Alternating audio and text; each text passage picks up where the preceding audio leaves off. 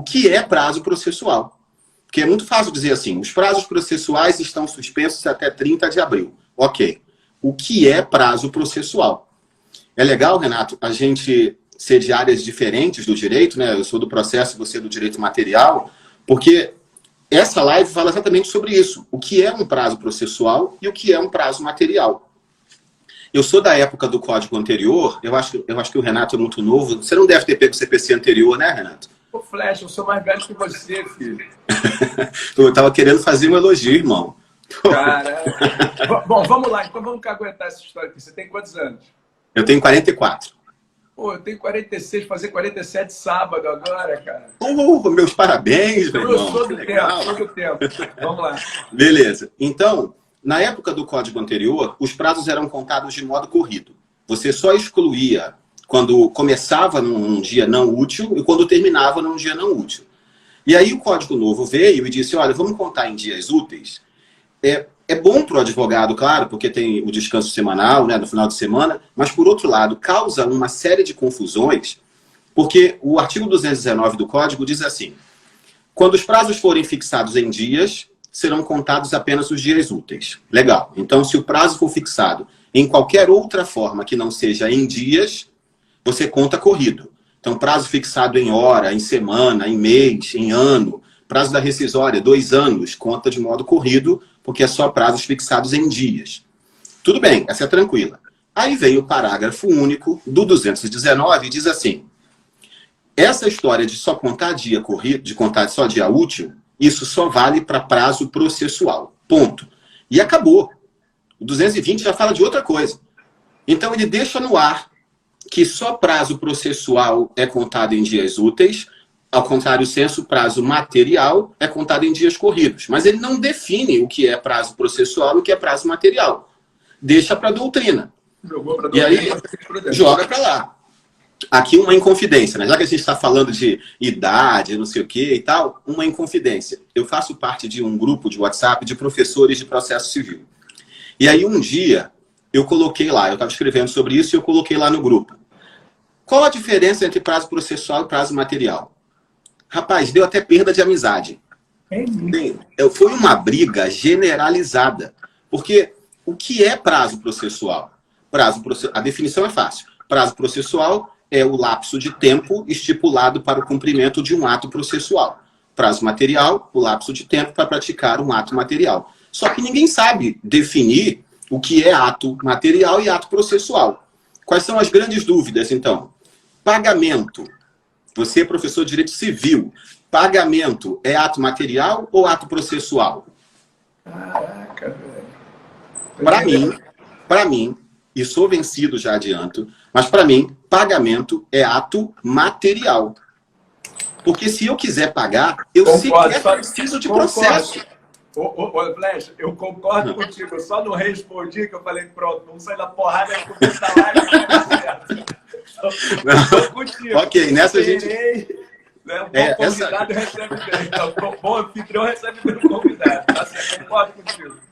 Esses são os constrangimentos de não combinar o que a gente vai falar, né? Vai isso, mas assim que é bom, assim que é bom. É isso. Por que eu acho que é ato material? Porque eu não preciso nem que o processo exista para fazer pagamento. Exato. No dia do vencimento, eu posso efetuar o pagamento e o processo sequer existe. E quando já existe o processo e eu faço pagamento, eu não faço pagamento nos autos. Eu faço pagamento no banco. Eu vou no banco, faço um depósito e nos autos eu só comprovo que fiz o pagamento fora do processo. Mas eu sou absolutamente vencido nisso, inclusive com os meus pares do processo. E o STJ, quando fez aquela primeira jornada de direito processual civil, aquela que do civil já tem 5 ou 6, são 5, né? De civil? Sim. Acho que são 5. No processo civil teve a primeira, já teve a segunda. E na primeira jornada de processo civil do CJF, saiu o enunciado 89 dizendo o prazo para pagamento é contado em dias úteis. Ponto. E resolveu o problema. Embora não seja vinculante, seja persuasivo, deu um bom norte, uma boa direção de que pagamento é contado em dias úteis. Tranquilo. Ajuda o pessoal de direito do consumidor. E os 7 dias de direito de arrependimento? Todo dia eu recebo essa pergunta. Como é que conta?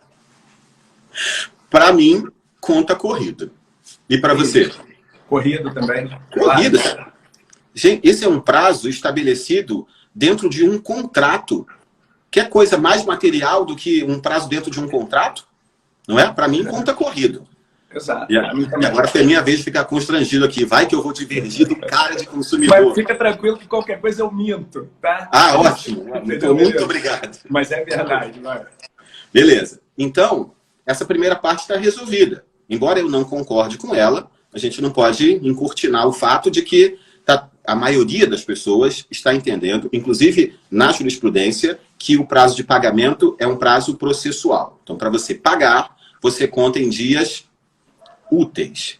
Então, veio 523 do CPC e diz, olha, se você quiser pagar sem que tenha aquela multa de 10%, pague em 15 dias úteis. Ok.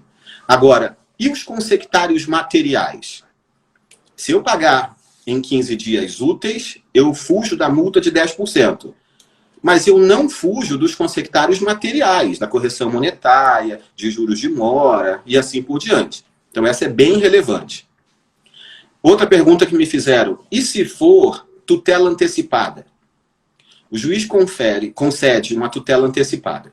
E aí, outra briga. Há pouco tempo agora, em março agora, um pouco antes, 4 de março, agora de 2020, pouco antes da quarentena, teve um evento na Emerge. Na mesa estavam o presidente do Fórum de Processo Civil, que é o desembargador Luciano Rinaldi, e convidados. Estava eu, Fred Didier, o Antônio do Passo Cabral, Ricardo Alberto Pereira, Fernanda... Que é isso, hein? Que é isso, hein? Meu parceiro, foi outra porradaria generalizada. Tava todo mundo, cada um tinha um tempinho para falar. Aí um falou sobre o negócio processual e todo mundo ficou assim meio que falando aquilo que mais ou menos todo mundo concorda. Quando chegou na minha vez, eu falei, tutela antecipada. O juiz defere tutela antecipada e fixa prazo para cumprimento. Esse prazo é material ou processual? Aí a porrada lambeu, cada um foi numa ideia. E aí, quando deu uma serenada, eu que não presto mesmo, disse assim, então eu tenho outra pergunta. O juiz diz, defiro tutela antecipada para determinar que o réu, plano de saúde X, autorize a cirurgia do autor, sob pena de multa única de R$1 milhão. Imagina que a intimação foi feita na véspera da suspensão do prazo. Foi 18 de março, salvo engano. Então, está tudo suspenso. Se o prazo para tutela for processual, eu não conto durante a suspensão. Eu só vou voltar a contar no dia 4 de maio, se o CNJ não prorrogar. Será que até 4 de maio, aquele autor ainda está com a doença dele esperando contar esse prazo? Claro que não está. Então, quando o juiz diz, defiro tutela, que o plano de saúde réu autoriza a cirurgia no prazo de 3 dias, não é só sob pena de R$1 milhão de multa única. É sob pena de R$1 milhão de multa única e sob pena da morte do autor. Ele vai morrer se não fizer isso. E aí, esses 3 dias eu vou contar mesmo de forma processual. Então, vai ser 4, 5 e 6 de maio. E a tutela foi deferida no dia 18 de março. A doença vai esperar esse tempo todo? Claro que não vai. Aí, o Fred Didier, que é um querido amigo, ele deu uma sugestão. Então, é mole. É só o juiz fixar, em vez de 3 dias, fixar em 72 horas. Concordo. Excelente sugestão. Antes da decisão ser proferida. Mas se a decisão já foi proferida com prazo de 3 dias? É isso. E aí, o meu problema é a posteriori. Meu problema é, o juiz já fixou o prazo de 3 dias. O que eu faço? Bom, se está suspenso, qual é a minha sugestão? Embarga de declaração e diz, senhor juiz, esse prazo que o senhor concedeu de 3 dias é para contar de forma útil ou de forma corrida? Considerando que se for de forma útil, só volta a correr dia 4 de maio e o autor provavelmente já morreu. Pô, maravilha. Porque é uma solução. Resolve um problema, quer dizer, joga de volta para ele. Sim, porque ele informe. Porque como o enunciado do CJF diz que esse prazo é contado em dias úteis e isso não é vinculante, o juiz pode dizer, para mim esse prazo é corrido, pelo menos dessa decisão. Ou então, concordo com o autor, para evitar a divergência, fixo o prazo em 72 horas, publique-se. Pronto. Quando ele transforma para hora, está resolvido o meu problema. Então, é uma solução para a gente evitar a discussão. O próprio CJF fez isso, Renato. Prazo para cumprir tutela, o prazo para pagamento, que é a tutela definitiva.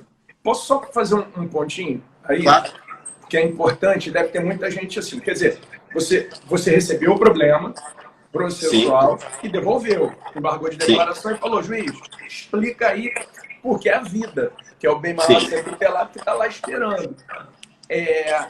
E aí, meu irmão, você sabe que a gente protocola o embargo hoje e tem um monte de advogado que deve estar aqui assim, e como é que eu despacho? Excelente. Eu posso dizer como despacha no Rio de Janeiro, porque cada Tribunal de Justiça estabeleceu as suas regras, tá? Mas nos outros estados, eu vi que tem gente aqui de Recife assistindo no Rio Grande do Sul, cumprimento, então... nos outros estados, a minha sugestão é que você olhe o ato da presidência do seu próprio tribunal, aí do seu estado. Provavelmente é algo semelhante. Aqui no Rio, os juízes disponibilizaram o e-mail, um e-mail institucional, mas próprio, não é um e-mail do TJ. Cada juiz disponibilizou o seu e-mail para isso. E aí a minha sugestão, você faz o protocolo, manda o e-mail e lá no assunto, porque aí o juiz vai conseguir ver o assunto sem sequer abrir o seu e-mail. Lá no assunto você coloca tudo em caixa alta, tutela de urgência, morte do autor. Pronto. E não está mentindo, não está mentindo. É isso aí. Deixa eu dar uma dica para o pessoal. Deixa eu dar uma dica para o pessoal que está assistindo. Isso, gente, sempre existiu no que diz respeito ao e-mail do magistrado. Não é claro que as pessoas enviassem como a coisa está acontecendo agora. Mas uma coisa que eu tenho lá no escritório, Flecha, e que ajuda a vida pra caramba, é o Anuário da Justiça. Que tem um e-mail ali do magistrado. Depois, quem quiser, entre na internet, escreva assim, Anuário da Justiça.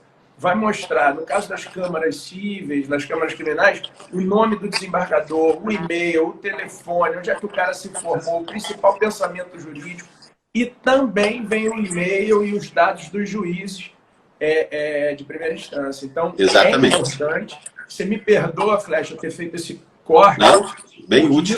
Muita gente está preocupada com o que fazer agora. Volta para lá. Você estava fechando o teu raciocínio. E complementando o que você disse, quem não achar o anuário pode também entrar no site do tribunal, na parte institucional, que você tem ali os e-mails dos juízes, das secretarias, das câmaras, tem tudo lá.